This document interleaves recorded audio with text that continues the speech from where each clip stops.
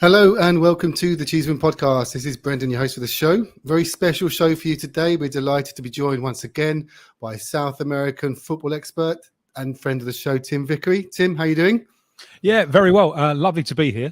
And I'm looking forward to kicking the ball around and learning a few things over the next few minutes. The thing is, I feel bad also limiting you to South America, just in general sort of football expert. So do you mind being sort of restricted to South America in these tags? No, not at all. Not at all. I mean, I never imagined that I would ever kind of make a proper living out of this. So if and that's what it's taken, that's perfect. And obviously, South American players, they get all over the place. So, some of my tentacles even extend to London N17. Fantastic. Also joined by Mr. Paul Muir. How you doing, Paul? All right, mate. Yeah, I'm good. Yeah, looking forward to having a chat with you two fine fellows about this big game coming up at the weekend. It's the Friday before the weekend games. Just watched Leeds get absolutely smashed by QPR with 4-0. Really? So they're staying up. Yeah, QPR are staying up, and then that's a big old dent. So yeah, but yeah. Also, I'm like guys. I'm with Phil. I'm looking forward to having a chat. Be nice. You mean Tim, not Phil? I really don't mind Phil.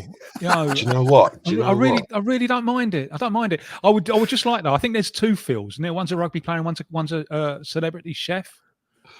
Just once in their lives. Just once in their lives, I'd like one of them to be called Tim. Just once, and I'll be happy with that. But I'll answer to anything. I'm not proud. I'm going to call you Mr. I'm going to call you Mr. V from now on. I'm going to call you Frank. Frank. I'm going to call your bluff. Yes. Fantastic. Sorry about that. It's all good. It's all good. We're all friends, and the thing is, we've already done the Arsenal previous. We'll talk a bit about the Goons, but it's we've got out of the way, so we're only going to talk just in general. We've got Tim back for the first time in a while. Delighted to have him back. So Tim, last time we had you on, I think we were talking about the club announcement with the ticketing price increases, and we spoke a bit about Ange. How are you feeling now? Like we're towards the end, nearly at the end of his first season. Still happy? Still enjoying Ange ball? Any question marks? I'm very, very happy. Very happy. I remember my position at the start of the season was I would honestly be happy with 8th place as long as there was an attempt to recapture our identity. And I think that this has more than happened. So I'm extremely happy with the way that things have gone. I have to confess, and here I want to learn from the pair of you, that I've been a little bit out of the loop recently. And as you'll know, Brent, this is a moment in South American football where there's just too much going on. There's so much going on with our Champions League, the Libertadores starting, the FIFA dates, the Brazilian Championship. There's just been so much going on that I've been a little bit out of the loop. So, in the opinion of you fine gentlemen, has anything happened over recent months that makes you question the season, or are you as happy as I am? Do you want to go first, Paul? I sat through Conte ball. And I sat through Mourinho ball for the last couple of seasons. I am overjoyed, like also Mr. Vickery, to see like what we're playing at the moment. I thought anywhere within kind of 4th to 7th or 8th would be a good season. I think a lot of people got carried away at the beginning with the first 10, 11 games.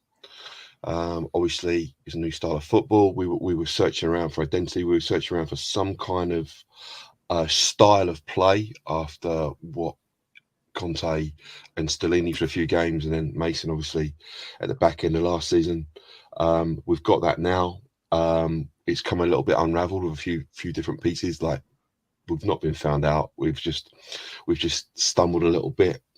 So I don't really agree with that narrative. What's going on at the moment? It's like Ange ball's been found out. We just need some better players to execute his game plan. But I'm absolutely overjoyed with some of the stuff we've played. Yeah, there's been some hard watches and there's been some tough games, especially with the injuries and everything like that. But I think we are definitely making on and off the pitch with some of the new technical staff and the backroom staff and the directors of football and people like this, I think we're definitely going in the right direction. And compared to where we were this time last season, it's chalk and cheese, in my opinion.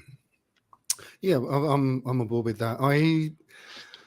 We've we've progressed. We do have an identity. I'm not sort of blindly following him. I think that we can question. We should. We're a podcast. We're here to sort of talk about the games when we see things that we don't like. When we see us come up against teams where they are organised defensively and we struggle to break them down and they hit us in the counter. The Newcastle game was probably the lowest ebb so far this season. They knew what they were doing, and my concern is that until we do get those players in, or until the philosophy is fully embedded, that will continue to happen. But no, certainly in terms of the feeling around the club, it's strange that we have all the big gaps between the games. I think that does lead to a bit of a disconnect between the fans and the club. So I'm a bit concerned about the atmosphere on Sunday against the Goons. If they do start well, which I assume they will, it could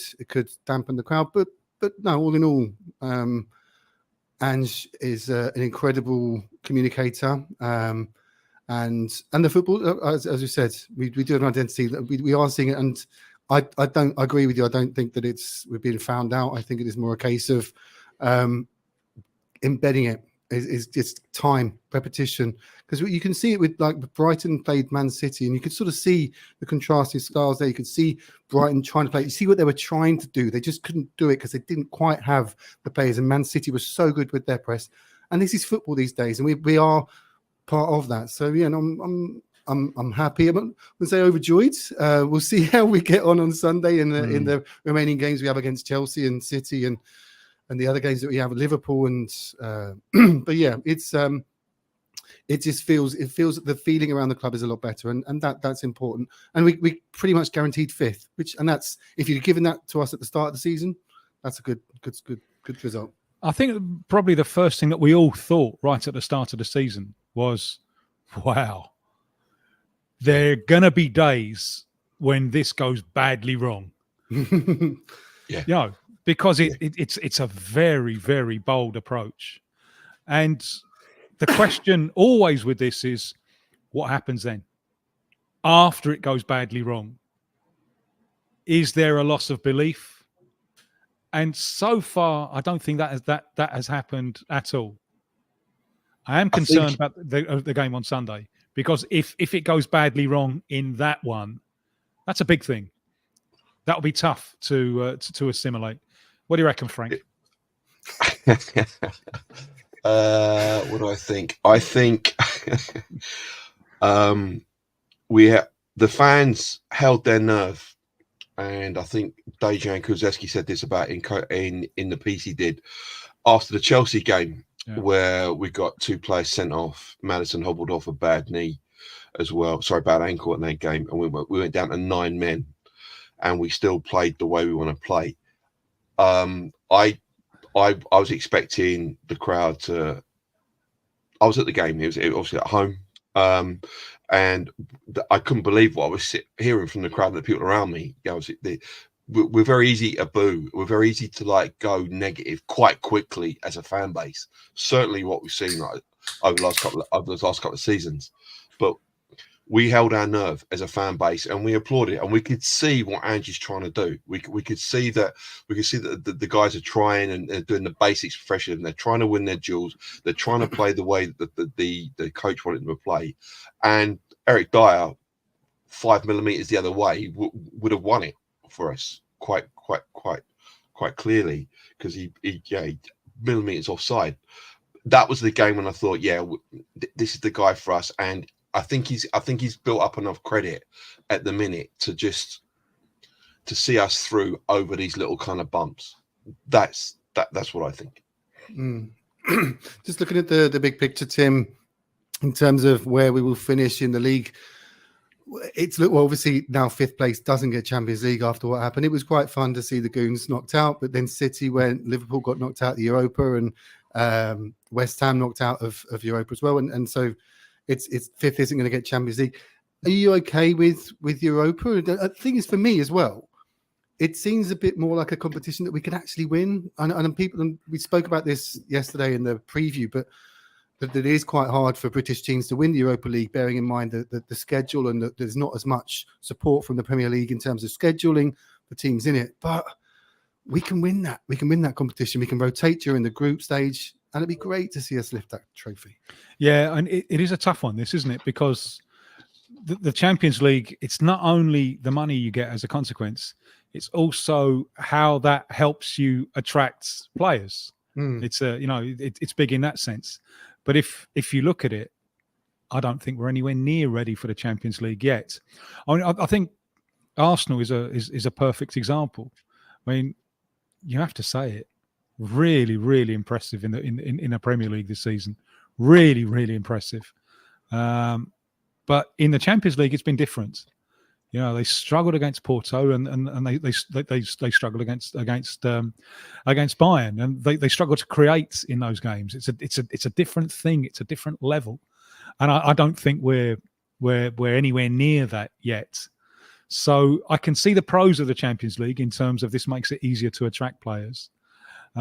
But Newcastle is another example, isn't it? This season, how much harder they found it to fight on a number of fronts. So if it is Europa League, I won't think that that's a disaster at all. Although I'm not sure that we'd win that either.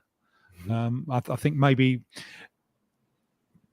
because you got to sustain it through the season, and a bad 90 minutes in April.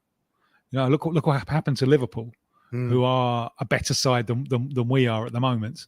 So I think that sometimes we think that Europa League is much easier to win than it actually is. So I don't know. I put all those things together and I emerge confused.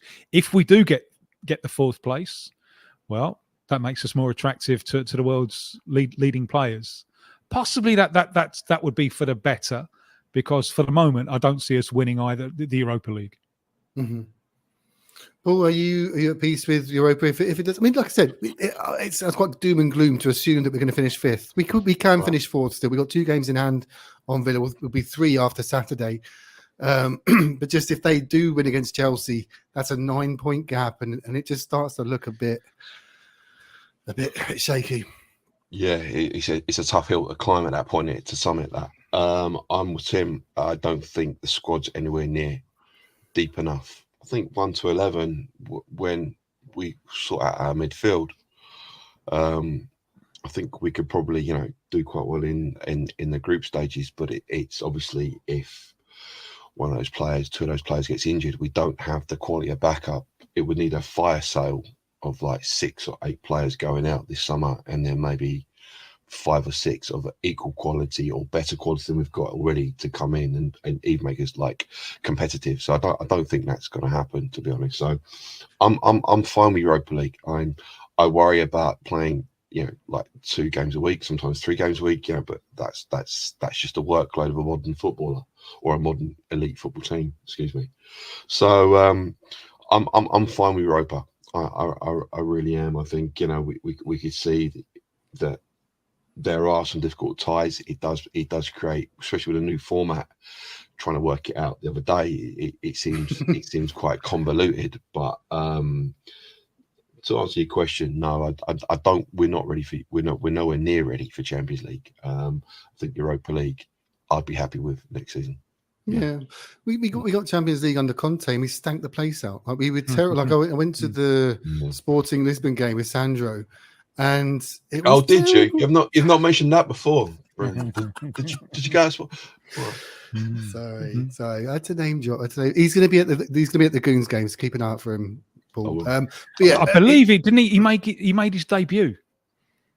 It was against the Gooners League Cup game. Just by coincidence, I was there. I had a chat with him afterwards, and we got hammered in that game as well. Because he was 0-0 at full time, and he was like, "Yes, they were 0-0." He was like, "No, you go back out." And he's like, "Oh shit!" Didn't quite know the format. He told me the story of that game. Yeah, they did spank us after extra time. 4-1, 21st September 2010. Jesus. Well, yeah, so let's go on to Tim. I don't know if I'm sure you did see actually the news today about Sweden that they have decided to fully drop VAR altogether, which is the first club that has adopted it to have walked away. I listened to obviously the Brazilian Showtime podcast, the World Football Phone, and I know your feelings on VAR. Do you think that there is a chance that the Premier League will pull away or adapt at least with VAR? I don't think we're going to get rid of it because I'm not a fan, although there are situations where errors are so glaring, and it's so unfair on the referee that he gets one look. I'm honestly astonished quite often at how good the assistants are with offsides. I'm astonished by it. And much better. When I was a kid, they were terrible. Often they weren't specialists. They were referees as well. They were awful. Now I think they're much better. But there are cases where it does seem incongruous that everyone in the stadium who's got a mobile phone can see something, and the one person out there in the middle who has to make the decision can't see it. So I think it's going to be hard to get rid of. But I think it's undeniable that it hasn't achieved what its advocates said it was going to achieve. Because the idea was it was going to do away with controversy. It has just created another forum for controversy. And so many of the decisions in football are subjective, their interpretation. Science cannot answer these adequately. And as a TV technician told me this years ago, offside is what? Offside. You're not getting a scientific thing on offside. You're not. It depends so much on the exact moment that the camera is frozen, and all of this, I think, is outside the spirit of the law. Now, offside, you have to be seeking to gain an advantage. So I like the old conception of if you're level, you're on. And I think that worked better. So with VAR, number one, it hasn't stopped controversy. It's created another forum for controversy. And number two, it's worsened the spectacle. And so it hasn't been a success. But I don't think we're going to get rid of it because, as I said, of those glaring errors. We're going to have to find a way to adapt to this, I fear. I myself, I would happily get rid of it. Yeah. But then you have to accept that mistakes are going to be made. And so I would happily get rid of it, but I don't think big time football is going to do that. I would like to see it used as little as possible for the most glaring things and nothing else. Is it not a positive move, the change in the system for the offsides? It is going to be the semi-automated system that FIFA used at the World Cup, which was noticeably quicker. So at least the spectacle side of it. Yeah. That advantage in speed is good, but still you're left with the problem that you are interpreting a law not in the way that it was originally meant to be interpreted. You are bringing a level of scientific exactitude, if you can do it, to something that wasn't meant for scientific exactitude. Mm-hmm. It was meant for that thing if you are in front, if you are seeking to gain an advantage. So if it is, I mean, some of the goals get ruled out for the most ludicrous motives. And this seems to me to be the opposite of what you want to cultivate a spectacle. And that moment when the ball goes in, to anything that dilutes that moment for me is questionable. And there really, really has to be, if you're going to dilute that moment when the ball goes in, then there's got to be a very, very good reason, far better than a toenail being offside. Case in point, the Coventry goal. Yes. That was, and the thing is as well, it wasn't. Tim was saying about exact science. it's still inconclusive. It still doesn't look as, again, it's like Tim says, it depends when the ball leaves the player's foot, and the lines were, it didn't look conclusive in any way that was offside, and that was a huge moment in FA Cup history. That would have been probably the greatest moment in FA Cup history, ruined by a technology that is not perfect. Anyway. But it slows everything. You're sitting in the stadium. You're seeing it, and it's not cheap. Sitting where I sit, right, and you immediately, when a goal goes in, like Werner sprints through, Son sprints through, Johnson sprints through onto a through ball from Pape Matar. Immediately, like, we score. You're not now. There is as Phil said not there. Again. There is not again. I did it on purpose. Okay, sorry.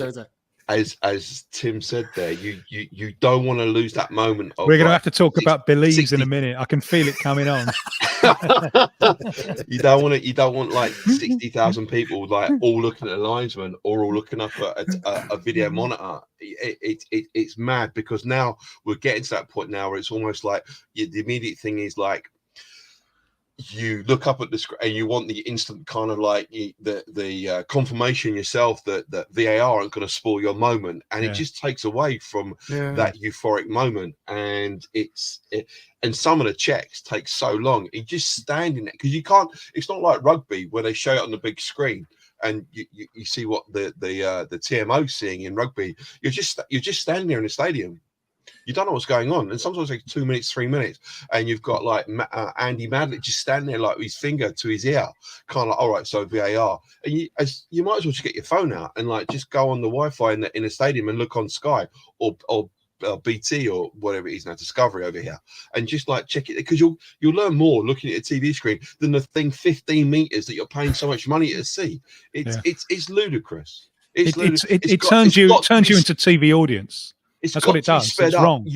It makes you more.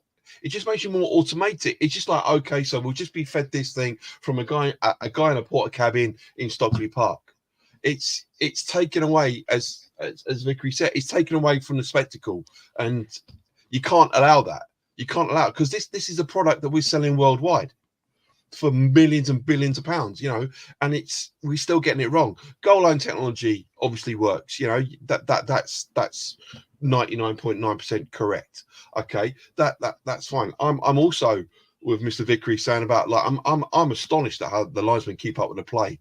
They're athletes, 50 meters, like shuttles backwards and forwards, keeping up with like some of our wide players, Brennan Johnson, Timo Werner, Heung-min Son. They're quick players and they get it right a lot of the time. So I'm in favour of getting rid of it, to be honest. I am, and that's somebody who wants the game to evolve. I do want it to evolve, and I don't want it to be so much controversy, but it's now coming to the point now where refs are scared shitless to make a decision as well, because they can just go at the VAR and back it up. Just get rid of it. Sorry, I ranted there a little bit. Excuse me. Yeah. So the thing is, we saw with there's various opinions about that Nottingham Forest tweet. It made them look a bit cheap. It made them look a bit like a fan. It was like a fan. It was as if their Twitter handle had been taken over by a fan, and that emotion came out. And maybe there's merits to it. But it does start to. You will get these people bringing into question integrity, and that's wrong. And the people all running it aren't corrupt. They're not. There's no conspiracy. There's all this talk and with social media as well. Everyone's sort of this scandalous sort of like, oh, we've been wronged and this is an outrage and replay the game and all this. It's not a great situation right now. But Brent, Tim, what remember when like the Liverpool goal through VAR at Spurs earlier in the season, November, December, and it was actually like a mistake. There was a communication mistake, and their equaliser should have stood. Okay, so obviously we benefited from a bad VAR decision indirectly. Like, what was the feeling over there about that? Well, I mean, was there any kind of like, was there any kind of like, oh, VAR is wrong, or was it just like, oh, the Premier League has just fucked it up again? Was there any kind of like, was there any waves like made about that bad decision? I was in Colombia, so and my Spanish is Right. shit, so I wasn't able to. Okay. All right. Brazil loves technology, Right. so there is some pushback against it, but nothing like as much as you're getting in some other countries. It was seen by many as, look, the Premier League have got VAR wrong. They're doing it wrong. Right. But there aren't many who question the fact that VAR exists. Okay. I think maybe some more of them. I'm interested to see. I mean, I was on TV today, and I really wanted to talk about Sweden, but we didn't. We never got around to it. There's so much football going on. We never got around to it. But for a long time, it was just seen. The idea of being anti-VAR was like outside the window of possibility. You know, it was just seen as lewd. I think it's now seen as possible. It is a position that people can take, but still, I think most are largely in favour. Although, as fans, almost everyone believes that the whole system is bent against their team. But that's the part of the fan experience, which is why I agree with you. It's so dangerous what Forest do when they try and take that to the official position of the club, because then you start attacking the integrity of everything. And the vital thing about football is, look, mistakes are going to be made. You just get on with the game. All right, you try and improve the refereeing and so on. But if you take the field or take the stadium thinking that the referee, honestly believing that the whole thing is bent against you, you might as well not bother. It's just another indirect kind of pressure applied, not by a manager, for example, Klopp after the Tottenham Spurs game, where they wanted a written explanation and a written this and a written that from the PGMOL. That's just trying to like basically pressure a referee in the next 2 or 3 games to make such a media furore about it that you'll get a decision in the next 2 or 3 games, isn't it? And I think Forest's tweet is now escalate. It's taken that pressure. One, you cannot, from an official point of view, put pressure on the officiating of a game, because you do. You call everything. Yeah, it's like, and it's almost like somebody on work experience has got hold of like the Greek magnate's phone and decided, right, okay, let's do a tweet. It was so ill thought out. It was horrendous, and you can't do that. You can't apply such obvious kind of like overt pressure on the officiating of the game from an official club point of view. You can't do that. It's no. That's a step too far. That's taking what Klopp and Ferguson and Wenger and all those guys were doing, and then taking it further, in my opinion. Yeah. Well, let's move on to our South American players. We've Tim, as you know, we got sort of a good sort of spine of Coutinho Romero, Bentancur, Richarlison are playing quite regularly. Emerson Royale probably will move on during the summer. But what have you made so far of our LATAM contingent? Who stood out most for you? Is it Kuti? Yeah, Romero. Yes, I mean I think he's a front forward centre back, isn't he? Which was why I think it was such a waste of him the way that we were playing under Conte, and he did that very, very well with Atlanta. A front forward team. I remember being in the stadium. It was October against Fulham. And it was just before all the suspensions and the injury problems. And you're looking at the pair of the centre-backs and thinking, blimey, they're good. They are really, really good, but they're walking on a high wire. You wonder what's going to happen if they lose form, get suspended or get injured. Well, we found that out, didn't we? So Romero, for me, there will always be excesses to his game. It's part of who he is. It's part of his interpretation of the role of centre back. He wants to win the physical battle. He wants to impose himself. I remember one of his early games when he got bullied by Antonio of West Ham. Do you remember that? Yeah. Thinking, wow, he's reacted to that really, really well. And so for me, he's the most important of them. Emerson Royale seems like a lovely fella. Yeah. But I didn't understand why we bought him, especially the Conte thing where the system is so dependent on your wing backs and he just wasn't good enough to do it. He's filled in gamely in a number of different positions, and he's always tried his best, but I don't think he's quite good enough. Who else? Bentancur this season is not quite a write-off, but almost, isn't it? You know, he's missed so much from injury. Hopefully we can get him back and flying next year. Lo Celso is the one who fascinates me because and he is one of the leading analysts in Argentina, Diego Latorre. He was one of the Maradonas who wasn't. You know, he had an all right career, but he's a great analyst. And when Lo Celso was playing really well for us a few months back, he was saying he's a genius. His appreciation of the pass and the space. Him and Messi together for the Argentine national team are brilliant. He's just on the same wavelength. Physically, I think the Premier League is a struggle for him, and it's also a struggle to keep fit. You know, that makes you think, is he ever going to be fit enough to do it week in, week out? But I love watching him when he's on song.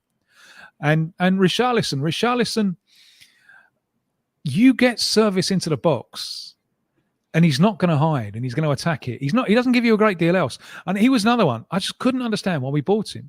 Couldn't understand it. Couldn't understand where he was going to fit in to a side that had Kane and Son. Couldn't understand it. Obviously now Kane has gone, and you can play him right up there as the number 9. And you look at his goal record, certainly for Brazil, it's excellent. It's really good. Got on the same wavelength as Neymar. Got on the same wavelength as Paquetá. He had them making the bullets for him to fire, and he could fire them. And he'll miss 3, and he'll still have a go at the 4th, and that's important. So I do like him, although I think we could probably do better in that position. It's a tough position. There aren't that many that many really good centre forward penalty area performers around, and I like him very much. I think he's very good, but I don't think he's world class. Yeah, that's the difficulty. I mean, we spoke about this on the pod actually, and Paul asked me when he gave those interviews with ESPN about the mental health struggles that he had. How, because I answered as best I could, but you're certainly the best person to answer this.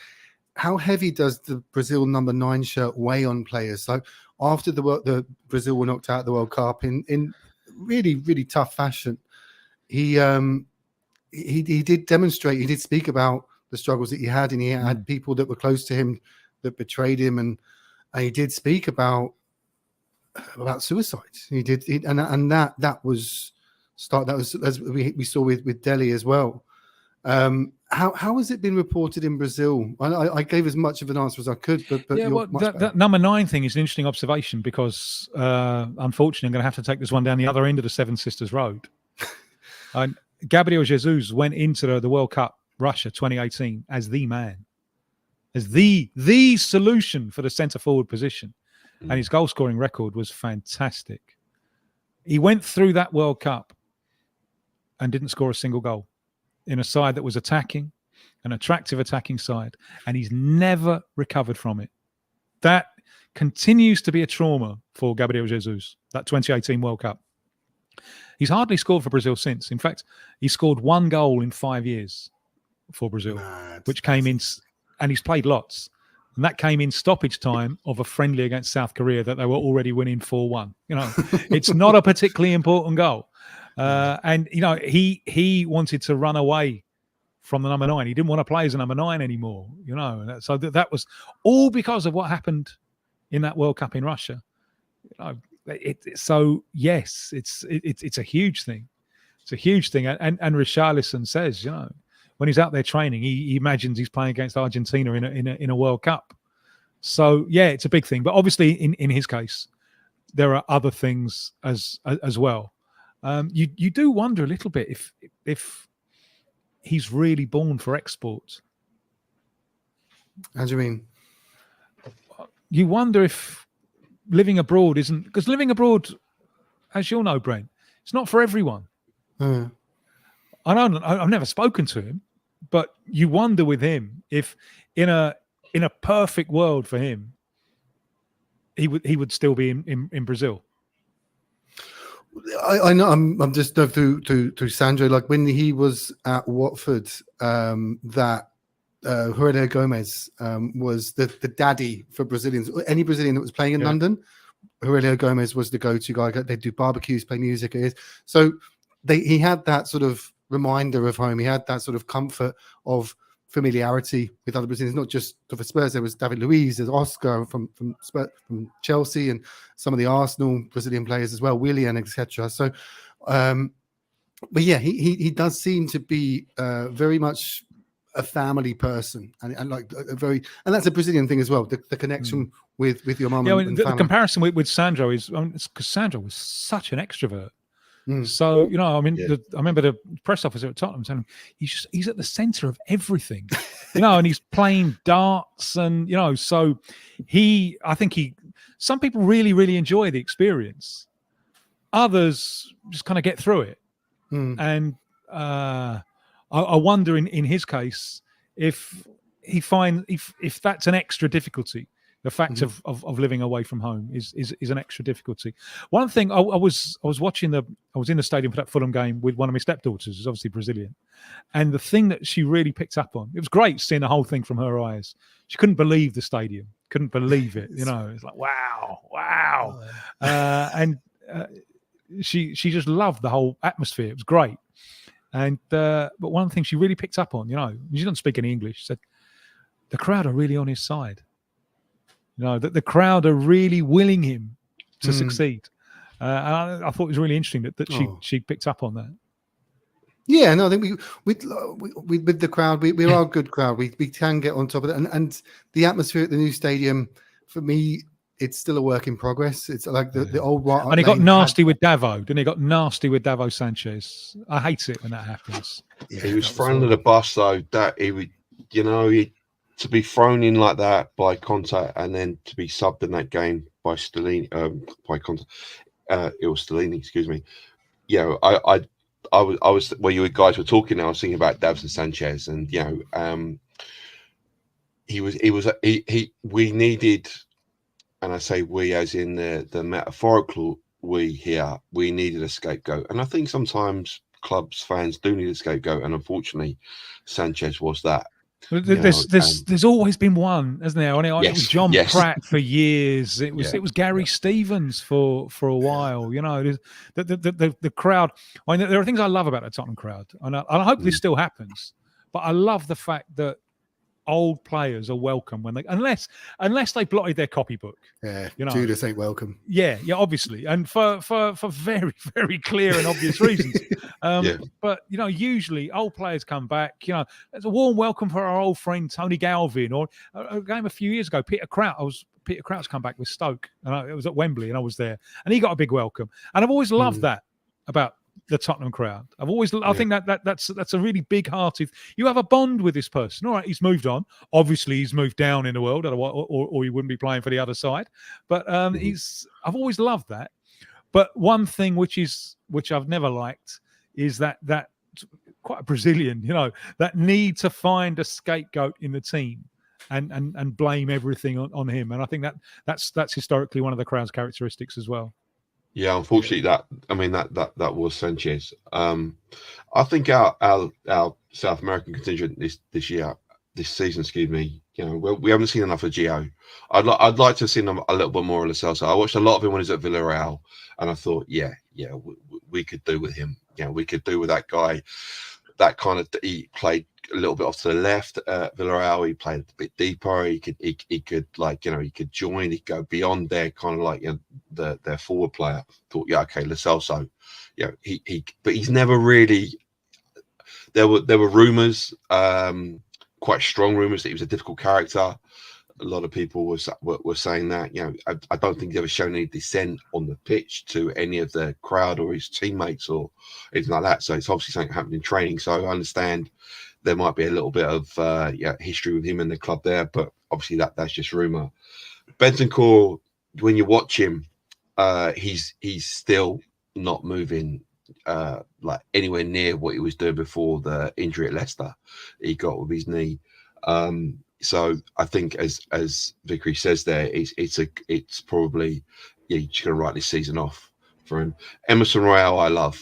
Emerson Royale got an equaliser first game up away Brentford this season, and then he was dropped, and we never saw him again, pretty much until like in the first team. Porro came in, and Porro's been great. You know, Porro, you know, couldn't defend last season. He could not defend. Now he's looking pretty secure defensively. He covers the blindside run. He covers the back post. You know, I've said ad infinitum. Anybody listens to me, there is a fundamental flaw in Ange Ball, and that is the space behind the fullbacks, because the fullbacks aren't where the fullbacks should be. They're in where number 8's. Yeah, a midfielder is. That was the thing. I remember that game at Brentford. That was the thing that fascinated me. Look at where are the full, and then watching it in the stadium against Fulham. You know. Well, Doggy playing just all wow! It is just, you know, you're creating an extra problem but as we haven't cracked how to sneak 13 on the field and the referee doesn't notice. If your fullbacks are somewhere else, they're not fullback. You know, the amount of space that those centre backs have to cover with all the space behind them and out wide. Yeah, but you said it earlier, Tim. It was. The Romero being front foot, he knows the back door is closed. He knows he's got cover behind him in an absolute rapid machine. Okay, Isak ran away from him against Newcastle. Anyway, Newcastle's an aberration. But when you can go in and try and win the ball, and if you don't gets past you, you've got Mickey van der Ven who can cover behind you. It just makes it makes defending for Romero as one of our South American players. I've been really impressed by Romero this season. I think he's reined it in. He's now a joint vice captain. If Son goes off, it's either him or Maddison. I think Maddison sometimes goes off quite a bit. So Romero ends up having the armband for 15, 20 minutes in a game. And I think he's matured a lot. I think he's matured. There have been times when he's been kind of like they've tried to like get at him. They've tried to like wind him up. They've tried to kind of like, as he's walked past, throw the shoulder into him as well. They're whispering to him. They're walking. You see all this at the stadium. You might not see it on TV, and he's not responded to it. Sometimes he's made mistakes, you know, and obviously he's going to do that. It's as you know, we know it's a high wire act defending for Spurs under Ange Ball, but you know, Romero's. I think he's been excellent. I think he's really grown into his role, really, really, really well this season. And then Richie, you know, we knew he was injured. He got his pelvis fixed. He came back. He scored a lot of goals. He proved a lot of doubters wrong, and I include myself as Brendan knows as a doubter. I was saying all last season he's crap in build up. He hasn't acted anything, but as a finisher in the box, which Ange needs, because the number 9 in build up doesn't really touch the ball much in Ange Ball in build up. He's more of a like penalty box width kind of finisher, and you know, Richie's done that. Unfortunately, he's had another knee issue. Let's hope that's behind him. He can hit the end of the season running. He can hit the ground running for the end of the season. But our South American contingent this season have been great. It'd have been nice to, as I said, more of Lo Celso, but that's particularly with Lo Celso in the fact that Maddison's not really been doing it since he's come back from injury. So I would have hoped that, because they do play similar positions, that we'd at least see a bit more of Gio. Anyway, we're looking at time and just sort of move on. Just look to slowly wrap things up. Tim, I don't know if you've noticed that our recruitment has steadily improved recently, and we've brought in new people. Daniel Levy is sort of stepping further away and delegating to people like Scott Munn, who's running football operations. And we do have a more a data-led approach to recruitment. That being said, the eye test, who in South America should we be looking at? Seb Short, who you may remember, he was on the pod with you a couple of times. Yeah. He asked if, let me find it, is it Andre from Fluminense? Fluminense. Yeah, just picked up a knee injury, so he's going to be out for 6 weeks or so. We'll definitely get him in then, because he'll fit right well into our midfield. Yeah, a central midfielder who would fit in, I think, because for Fluminense they play out from the back almost suicidally, and quite often he goes and plays centre back second half just to play them out. So he's receiving the ball in situations where you cannot lose it, and Yeah, no, I like him very much. But as I say, he just picks up a knee injury. The way that the market has gone, and the big European clubs are taking them when they're 18. We've just had this week the South American Champions League. We've had lots of teenagers. Endrick, for example, 17, scored at Wembley. He scored one for Palmeiras. 16-year-old Kendry Paez of Ecuador, who's already scoring in World Cup qualification. He scored as well and he scored a cracker. Yeah, he's terrific talent. But Endrick's already going to Real Madrid, and Kendry Paez in a year's time is going to Chelsea. No, so that's how quickly the market is getting them. There's a 16-year-old called Mast Antonio who scored the winner for River Plate in midweek, who's left-footed, plays wide right in a kind of 4-2-3-1, and he's beautifully poised. When he scored it off his wrong foot, and his choice of options, he's not expressive pace, but he's a footballer, and he's 16. Come 18, he ain't going to be there no more. At 18, someone's going to be buying Mast Antonio. He looks very, very good indeed. So many of the talents have already gone. And it's a big surprise to me that Andrea Fluminense is still here. And Liverpool nearly bought him last year. And for some reason, we're no longer interested in the last window. I didn't really understand it.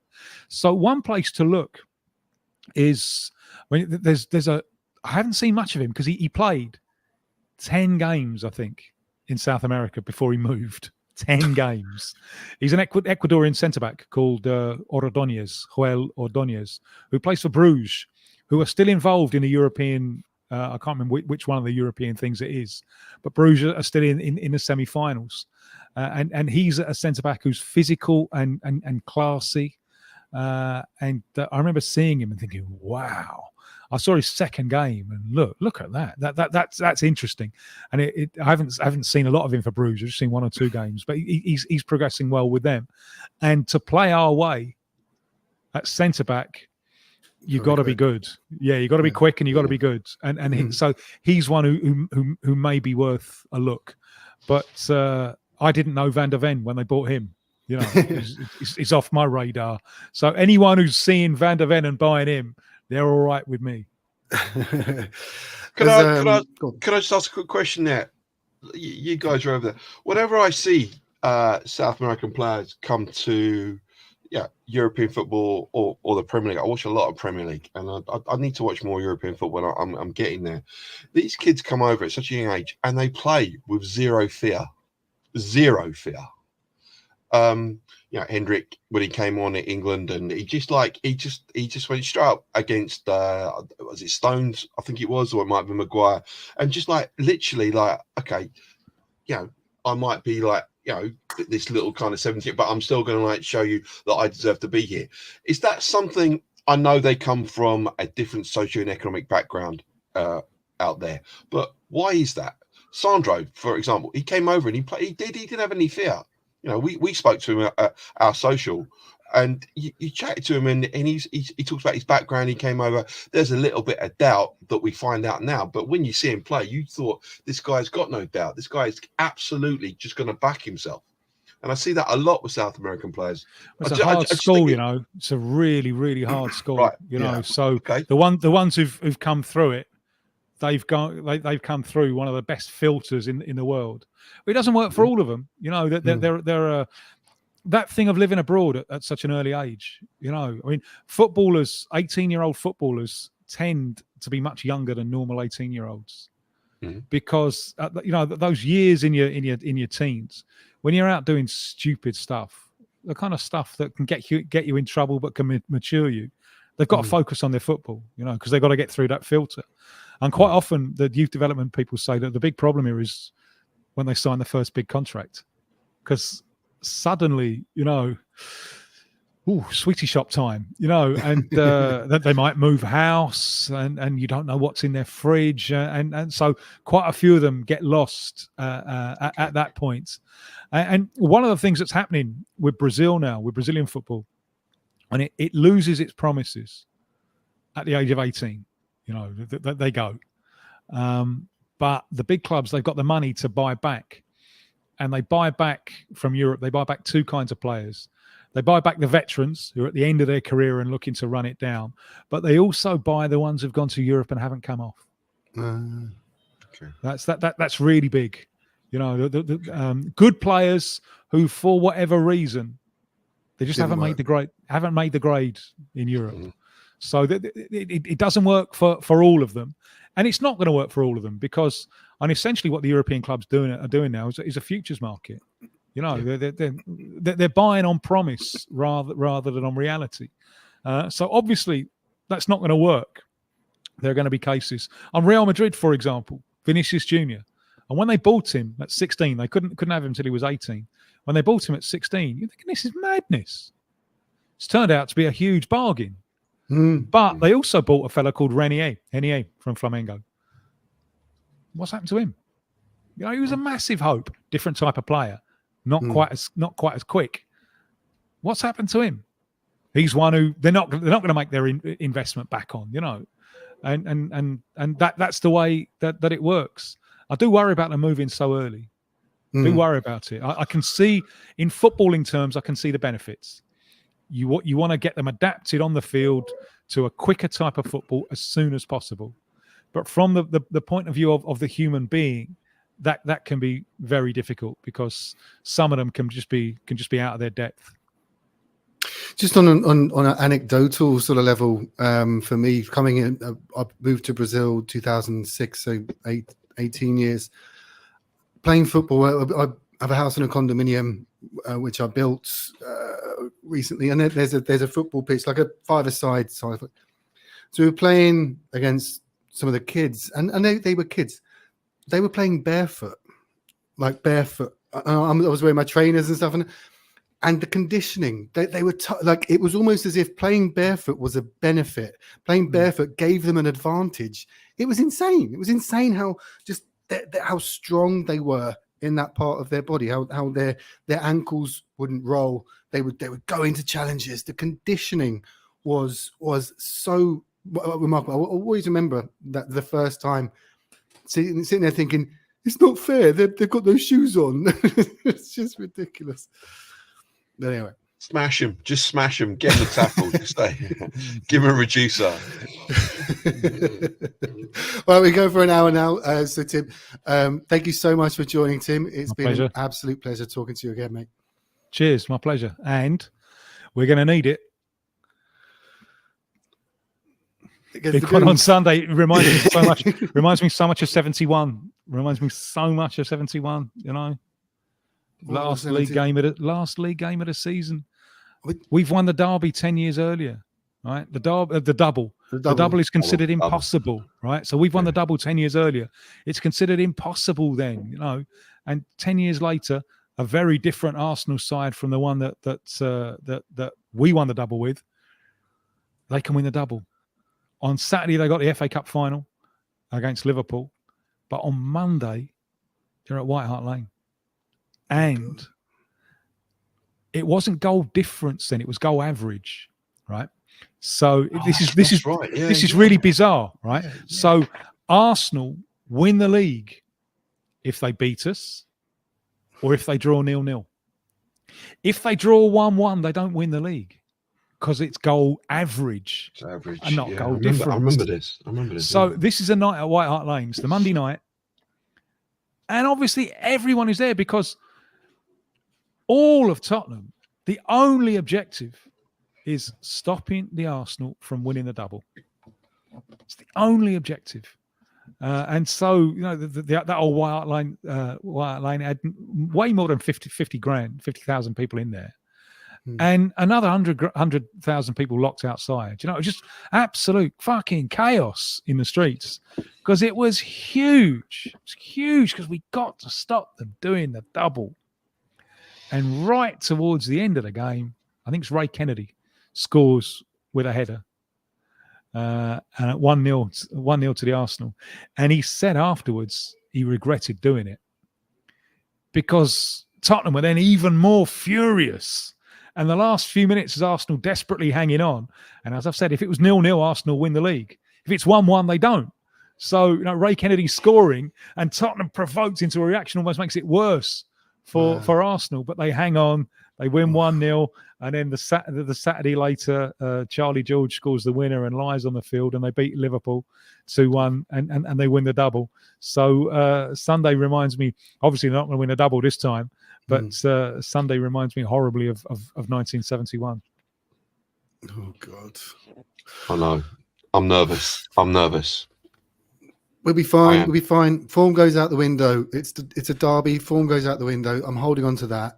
Okay. I'll take it. I'll take a Desmond, like 2 or draw, and I'm done. Happy with that. I think I'm not even sure I want to watch it. That's the thing. I've got the same feeling. I have. 10 o'clock in the morning. 10 o'clock in the morning. Do you want this to happen to us at 10 o'clock in the morning, Paul? Oh God. I could think of better things to do at 10 o'clock in the morning and watch it. I must admit, but now you made me even more nervous. I think when during COVID they postponed the game. They let players go out on loan, and they said the original date they couldn't get the players together or whatever, so it got postponed until probably late April. And we were flying at that point, and it was under Conte, wasn't it? They got the Scottish fullback. COVID was Jose. Okay, excuse me. But then Arteta brought Arsenal to the stadium, and I just knew we'd beat them. I just knew. We were flying. We had all the momentum. They were still early on in their kind of like all the part through their project. And I just thought, right. And I absolutely had no fear that we were going to turn them over. I'll tell you where I had no fear. This is another one when they were going for the double, which is the semi-final in 1991. 91, yeah. They at Wembley, the first semi-final at Wembley, and they were the big favourites because they were winning the league by a street, and they were big favourites against Tottenham in that first semi-final at Wembley, and I'd just been the games beforehand, and I could feel it all coming into place. And he'd sent Lineker away for a rest, and I was absolutely sure that game we were going to win. And that 3-1 win, that's one of the happiest memories that football has ever given me. So I had that same feeling that you had before that one. Yeah. I don't have that same feeling in the build-up to Sunday. I'm devoid of that for Sunday, but it's a derby, 60,000 screaming kind of Spurs fans. Who knows? I mean, can you just give me some more straws to grasp at, maybe? But it's I'm fascinated by how he's going to mark them, because it's almost like those 2 number 10s that he uses now. Yeah, Odegaard and Havertz. How's he going to mark them? That's a different problem. You use your 2 centre backs there, and you've got people to get in behind. But at the other end, let's see if we can expose them, especially down our right. Yeah, big game for Tomiyasu. Big game for Jonas, I think. I don't rate it. I don't see the hype with Ben White. I know we're going to get last thing. I don't see that, and I think Tomiyasu doesn't get a lot of help as well. I know Rice comes in and does a lot of work in that kind of like that screening kind of 6 role. There's going to be a lot of space in the middle of the park, I think, because they want to get the ball out quick to Saka or Martinelli or Trossard, it might be. So there's going to be some space in the middle. I'd go man for man on Odegaard. I'd put Basuma on Odegaard, just follow him around. Just stop, because everything they do probably goes through him, especially when they're playing their kind of intricate stuff in the kind of like 25, 30 meters out from our goal. It normally comes through Odegaard, so I'd stick Basuma on him and just go man for man for him, and then like the rest, we'll just see what we can do. But if we can try and stop Odegaard, I think, it'll be interesting. The tactics will be. I mean, what Tim was saying there. How do we go about stopping their good guys? We know what we're going to do. We know how we're going to try and play. He's not going to. Ange will not change his tactics now. He won't. It's about changing a culture within a whole football club. You don't do that by changing at the first sign of the derby might not go for you. You just got to back yourself and stick to your principles. And I'm sure he'll do that. But I'm still not confident. So who knows? if there's one ray of hope, there'll be hopefully the Brazilians will bring some luck. So this game will see the largest ever contingent of Brazilians going to a Tottenham game. There's 39 people traveling over from Brazil. Unbelievable. It's a big number. That is commitment. That is a massive really commitment. All from Brazil Spurs. They're doing a tour of the stadium tomorrow with Sandro. I've been setting up with him. The thing is, the club doesn't know. He's like, I'm just going to turn up. I was like, yeah, just turn up. Just meet him in the club shop, take him on the tour. And yeah, so 39 Brazilians will be there. Flags all over the shop. So do it for the Brazilian Spurs. Come on. Cool. That'll be good. That'll be good. That'll be good. All right, let's wrap this up. Gentlemen, thank you so much. It has been a joy of a night chatting with you guys. Enjoyed it. Thanks very much. Mr. Vickery. Pleasure. Pleasure. Cheers. Come on, up the Spurs. Come on, you Spurs.